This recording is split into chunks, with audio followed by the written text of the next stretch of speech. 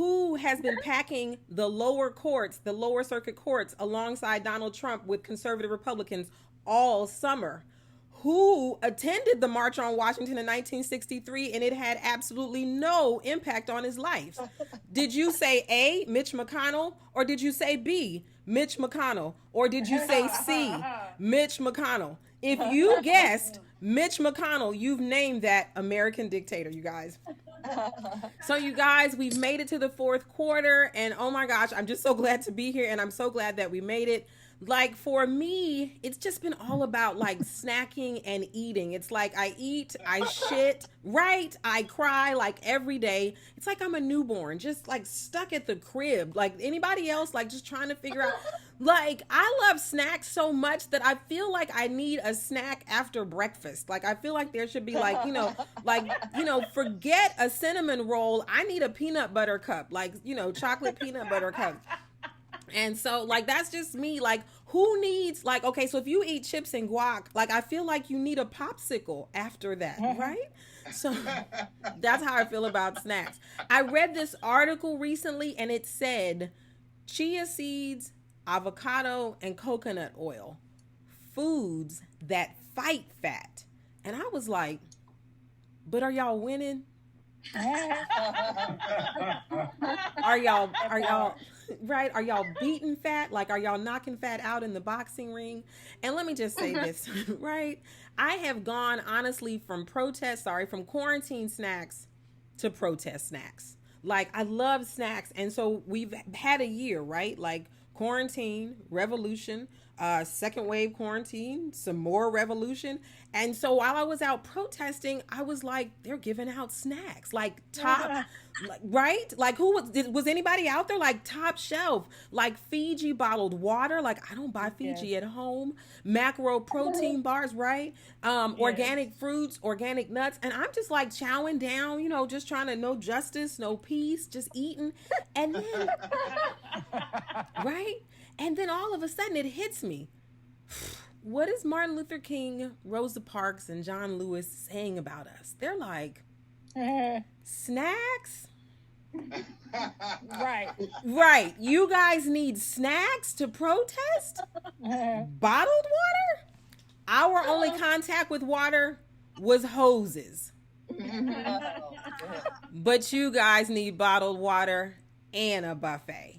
And I'm just like, well, some of us have a low glycemic index, and we need our snacks to make it in these streets. And so I'm just saying, also, you guys, in this time that we have been sheltered in place, like, if you have dreams, like, and you have some missions in your life, like, this is the time to, like, really, set your intention, meditate, and become focused about it. And I, for one, did that. I love to talk. I'm trying to swallow blueberry. Sorry. I love to talk.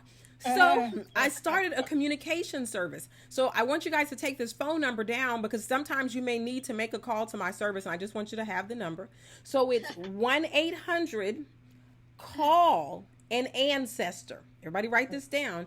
1-800-CALL-AN-ANCESTOR. And here's why. Because I don't think Susan B. Anthony lived, marched, and died for women's rights for Amy Coney Barrett to be our next Supreme Court Justice. And I called Susan.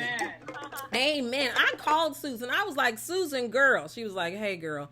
I was like, did you march and die for women's rights for Amy Coney Barrett to potentially be our next Supreme Court Justice? She's like, no, girl, I didn't. I was like, well, can you gather like that whole Republican team? She's like, yes, girl, I have. I can. Sorry. As you guys know, the confirmation hearings are still going, so just tune in next week and we'll find out what Susan was able to do. Earlier this year, though, I had to make a big phone call because Snoop Dogg, the rapper, we love him, jumped on IG and was calling Gayle King, the reporter, all out her names. Funky dog-headed, rhymes with snitch. Y'all know the rest. He was calling her names on Instagram, and so I had to call Harriet Tubman, because it was Black History Month after all. I was like, Harriet, girl, She was like, hey, girl. I was like, did you march us on the Underground Railroad all the way to freedom for Snoop to be acting a motherfucking fool? She was like, no, girl, I didn't. I was like, well, can you gather him? He is a whole mood. She's like, yes, girl, I can. You guys, 3 short days after my phone call to Harriet, Snoop apologized to Gail. He went on the Red Table Talk and Reflection. And this just in, and you probably have seen the posters, he'll be voting for the first time in his life in this year's presidential election. You guys, right? Right? So my service works, and we got every ancestor you need. So listen, these debates, I had to call Gwen Eiffel. I was like, Gwen, girl. She's like, hey, girl. I was like, have you seen these debates? She's like, yes, girl. I was like, did you see the fly? She's like, yes, girl, I did. I said, girl, the debates was, right, you guys, a whole mess. I was like, can you gather like that whole situation? She's like, yes, girl, I can. You guys, shortly after my call to Gwen, guess what? All the debates were suspended and canceled, and all we have are these town hall meetings. So all I'm saying, right?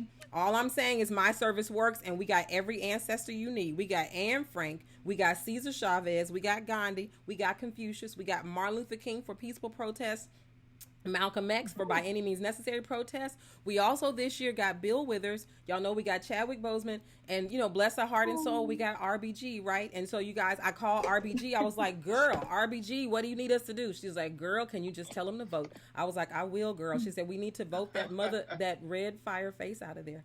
So y'all heard it. RBG said we got to vote.